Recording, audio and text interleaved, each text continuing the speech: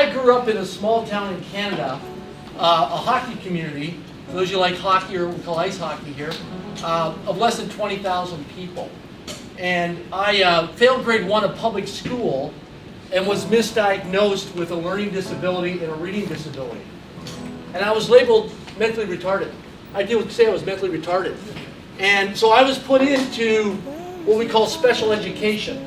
Anybody know what special education is? Yeah. Okay. So I was in special education, so I never went to regular normal school, public school. From grade 1 all the way through to grade 12 of public school, I was in special education classes. So at age 7, I made that decision that I don't want to be told what to do, and I would live my life on my own frickin' terms.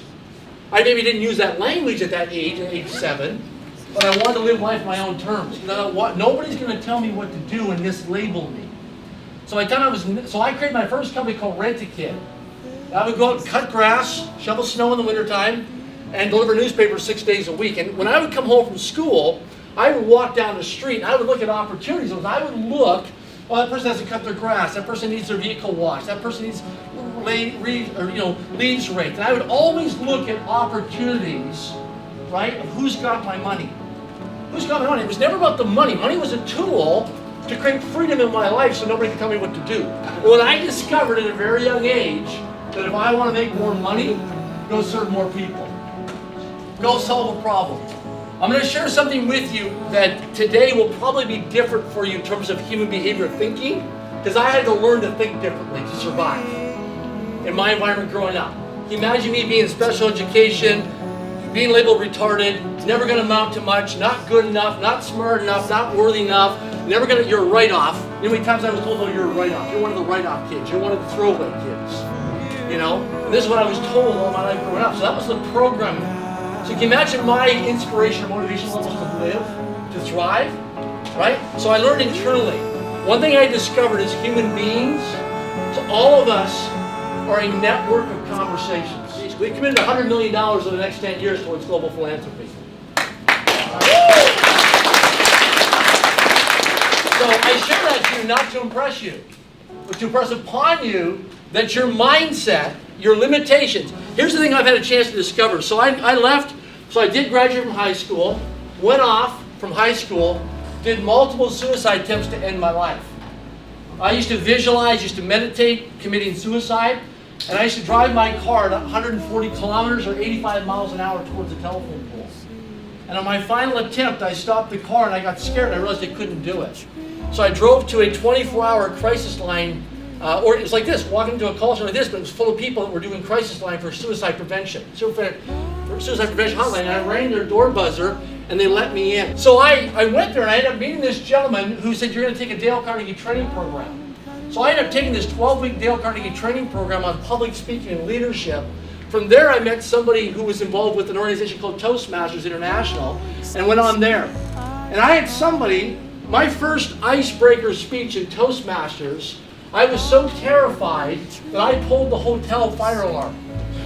So I wouldn't be able to do the speaking. That's how scared I was. I did analysis in my mind of worst case, best case scenario and risk mitigation. And I thought, okay, it's easier just to go ahead and pull the fire alarm and not embarrass myself, because I put everybody on a pedestal.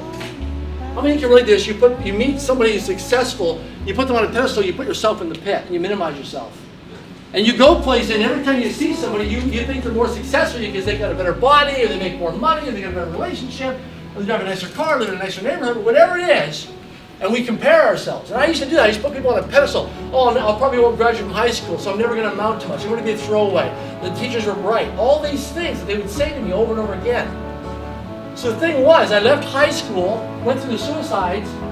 I had a lady one day in Toastmasters said, Darren, I believe that you could go on and do things at an extraordinary level. You're a world-class speaker, you go out and build companies, do all those things. She believed more in me than I believed in myself. And maybe today, it's somebody me coming in from Vancouver, Canada, who believes more in you than you believe in yourself. Because that's my intention. Because I know what it's like. Listen, I've been so financially broke, I know what it's like to eat my next meal at a garbage dumpster. I've been so financially broke that I was 5 months behind on my bills. I've had my car repossessed. I've had my car dragged down in front of my neighbors. I've had my telephone disconnected. I went 9 years without paying my taxes until I had 2 federal agents show up at my doorstep to my 1-bedroom apartment, and the guy saw me and he banged on the window and said, listen, you either come out here right now, or my job is to put you in jail. You'll get free room and board. I had no integrity in my 20s and 30s. No freaking integrity. I was not my word. I was not my word. You couldn't rely on me. I would embellish things. I would exaggerate things. I used to be the #1 telemarketer in Canada for a company called Maclean's Magazine. We do 400 phone calls a day. 400 phone calls a day. Most of those are rejection calls. I average 2 closes per 400 calls. So I went off from there to traveling the world, and I was selling telephones over the phone. I was selling corporate training. Here I am. I grew up in a small town, less than 20,000 people. I have no formal education. I'm calling some of the biggest corporations in the world, competing against people from Harvard, Stanford, Yale, Wharton School of Finance to go in to sell my corporate training services. Okay? That's what I was doing over the telephone. And it ended up over a 25-year period of traveling the world, 48 countries. I trained over a million people in corporate America, corporations around the world, in 48 countries. And I closed 157 of the Fortune 500 companies to hire me, write a check, and pay for my job to go in and train those corporations over a 25-year period. I was in massive action. Massive action. But the biggest thing was mindset. Mindset. My mindset. I had vision boards, and today I have vision boards around me. That's why I come here. It's very visual. There's vision boards. But I looked at my goals of what do I really want in my life? What do I really want so I can live life on my terms? Go wherever I want, whenever I want, however I want, with whoever I want, and I make the decision. So that was the life. I did that for a period of time. So I ended up traveling around the world, training all these corporations. In 2011, I'm flying from San Francisco to New York on United Airlines one day, and I write down in my journal, I want to get onto paid advisory boards and paid boards of directors. So I went to 73 different people. Every person said to me, Darren, you don't have a formal education, you don't have an MBA or PhD, nobody will ever hire you, you'll never get on any of these boards. In 2013, I received a phone call from a high net worth family in Canada. They said, hey Darren, would you be willing to fly back to Kelowna, British Columbia, Canada, at your own expense? We want to look at an opportunity. We're looking at investing in this startup company. It's a residential real estate company. We want you to be part of our due diligence team because of your background in corporate training. So I flew back at my own expense, opportunity zone, because I wanted to get around people. Because here's what I'd like you to write down: proximity is power. Proximity is power. You don't have to know all the stuff. All you have to do is be around the right people. You have to be in the right environments. You don't have to go making money. You just got to get around people who've already made a lot of money, right? All your goals and dreams that you've got, you have an opportunity here. But I've been in a lot of companies around the world. I've been in a lot of organizations and corporations globally, in multiple countries and continents. And I can tell in the first 90 seconds walking into a company how the environment works. I can take the temperature of the environment. I can relate to what you've been through in your life. Because I've been rejected a lot. I've had a lot of adversity. I've had a lot of failure.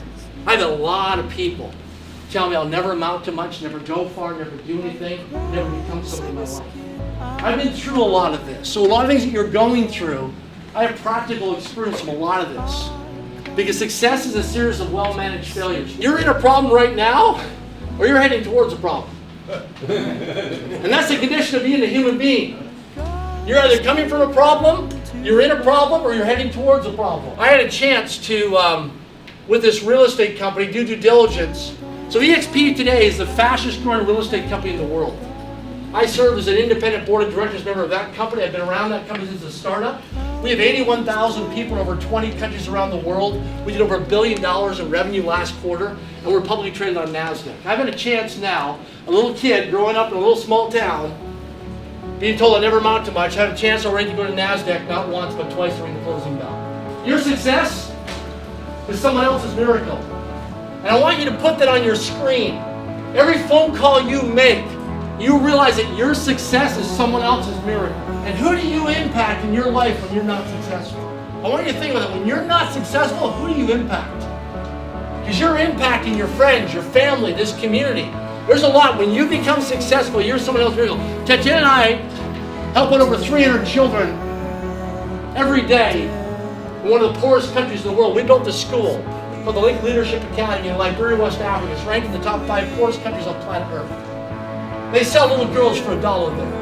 And our intention is to disrupt that industry, human trafficking, by educating and setting, because no means no. And giving little girls, little boys a chance to have a voice, to help protect these innocent little people. So we build wealth because we're giving it away to our foundation for global philanthropy. We're working on a 250-year legacy plan, 3 generations. You are selling out because of the mindset, what you're watching on television, what people are saying with you. You are selling out. If you just focus in your life, most people cheapen their talk, that when you wake up each day, people always say to me, gosh, Darren, man, you're so self-confident now. You're so successful. I'm not successful. I'm just a man on a mission.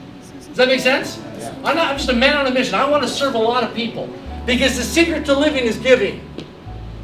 The secret to living is giving. Because all we are is a network of conversations. And the secret to living is giving. And our success is someone else's miracle. When you start to realize that every day that you wake up is a gift. It's your daily habits and your daily routines. Are you committed to your commitments? And I want you to do a gut check. Be honest with yourself. Am I really committed to my commitments? If I said I'm going to improve my health this year, am I on track or off track? Behavior never lies. These men and women deal with everything that we deal with, just on a different level. Billionaires don't make money. Billionaires collect money. It's a real honor to be here for me today. Because if you look at my background, I shouldn't be here today. I don't even know if I should be alive. Because of the adversities, the failures, the challenges, but I'm grateful for the men and women who believe in me more than I believe in myself. My intention today is to pay it forward, to be a case study that I'm possible to live, like you call the American dream. You have to understand, living in this country, there's no other country on the planet that has the word dream behind their country. So I invite you, some of you, to step out of your comfort zone over the next couple of weeks. Go volunteer at a soup kitchen. Go to the homeless shelter. And go spend a couple hours on a day off and just watch and observe these men and women. And they're some of the most grateful people you'll meet on the planet that have nothing to give you. When you change the way you look at things, the things you look at change. And when I was 40, I looked up at the sky and I said, I'm not doing this shit no more. And I am where I am today. So I want to say to you that he's influenced me as much as I've influenced him. The only reason this man came into my life was because I took action.